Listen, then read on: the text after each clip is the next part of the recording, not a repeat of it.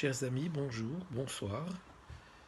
Voilà, puisque nous sommes dans les jours qui nous amèneront à Shavuot avec l'aide de Dieu, et que tous nos Shabbatot sont ponctués de la lecture des Pirkei Avot, de la maxime de nos pères, donc nous allons encore pendant les Shabbatot qui nous restent, essayer de tâcher jour après jour de tirer un enseignement de ces Pirkei Avot. Voyons ici la Mishnah Aleph du Perek Shlishi, la première Mishnah du troisième chapitre de Pirkei Avot. Je vais donc la lire, la traduire, et puis nous tâcherons ensemble de tirer avec l'aide de Dieu un enseignement. La Mishnah nous dit Istakel bishlosha dvarim, considère trois choses, ven ataba lider avera, et tu n'en viendras pas au manche de la faute. Dar me'ain bata, sache d'où tu viens. Ulehan ataolech, et où tu vas. Velifnemi ataratid liten din veheshbon, et devant qui tu auras des comptes à rendre. La Mishnah va reprendre l'énoncé de la question pour y répondre. Me'ain bata, d'où tu viens, mitipa seroha, d'une graine de semence qui aurait pu ne pas finir par exister. Ulehan ataoler, et où tu vas. Eh bien, si on considère la fin de tout homme, le plus longtemps possible, bien sûr, alors on comprend ici que c'est les makom rafar verima vetolera. Ici, nous parlons d'un endroit qui est rafar, la poussière, la vermine, un endroit qui n'est pas très réjouissant, somme toute. Velifnemi ataratid liten din de heshbon, et devant qui tu auras des comptes à rendre. Lifne melech malche hamlachim hakadosh baruch hu. Et donc ici, tu auras des comptes à rendre au roi des rois, bien sûr, après 120 ans. Bien, nous allons nous attacher à l'énoncé même de cette Mishnah, qui dès le début nous dit « Istakel bishlosha dvarim ». Regarde, considère trois choses. Après, elle nous les énumère. La question qui est posée par nos sages ici, c'est que nous savons compter. Si la Mishnah va énumérer les différentes citations, c'est pas la peine de nous mettre en exergue. Istakel bishlosha dvarim, considère trois choses. Nous verrons bien quelles sont ces trois choses, celles qu'on vient de citer dans la Mishnah. Alors voilà la lecture qu'en proposent nos sages.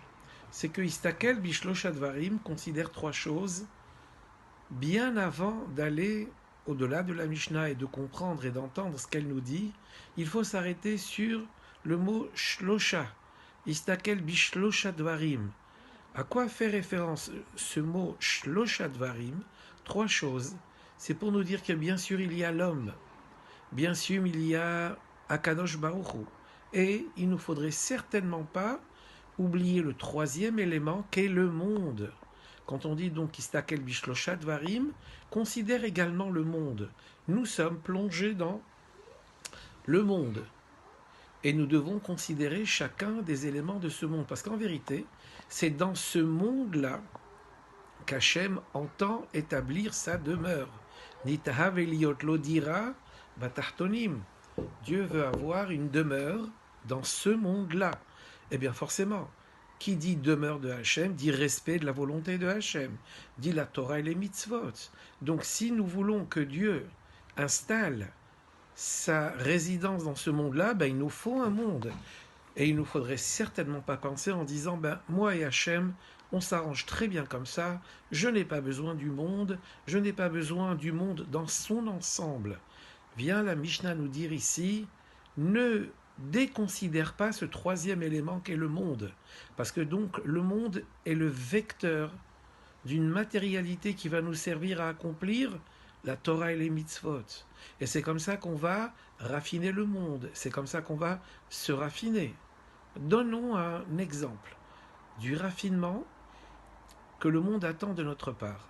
Quand nous donnons la tzedaka, d'abord c'est une œuvre de justice que nous faisons, mais nos sages nous disent, considérons d'où vient cette tzedaka, d'où vient cet argent que l'on distribue, que l'on donne à celui qui est méritant comme celui qui ne le serait pas.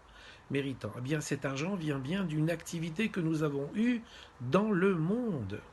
Et s'il n'y avait pas de monde et d'activité dans le monde, alors nous ne pourrions même pas faire la mitzvah de tzedaka. Et précisément, nous disent nos sages, en prélevant de nos revenus un peu d'argent, ou un dixième, ou un cinquième, ou peut-être même plus, de nos revenus, eh bien on va sanctifier le monde, on va pouvoir élever le monde avec lequel nous sommes entrés en contact.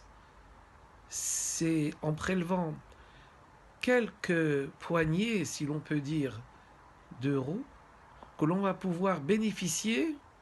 Si l'on prend l'exemple du maraser, un dixième, on donne un dixième à la tzedaka, un dixième de nos revenus, et les 9 dixièmes restants, ce sont autant de dixièmes qui sont là pour nous et que nous pourrons utiliser parce qu'au préalable, nous aurions prélevé un dixième de l'ensemble.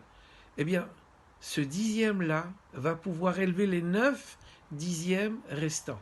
Donc il est fondamental de nous installer dans le monde, de considérer le monde, de pouvoir œuvrer dans le monde pour pouvoir installer la présence de Dieu. Et l'exemple de la tzedaka, bien sûr, c'est tout à fait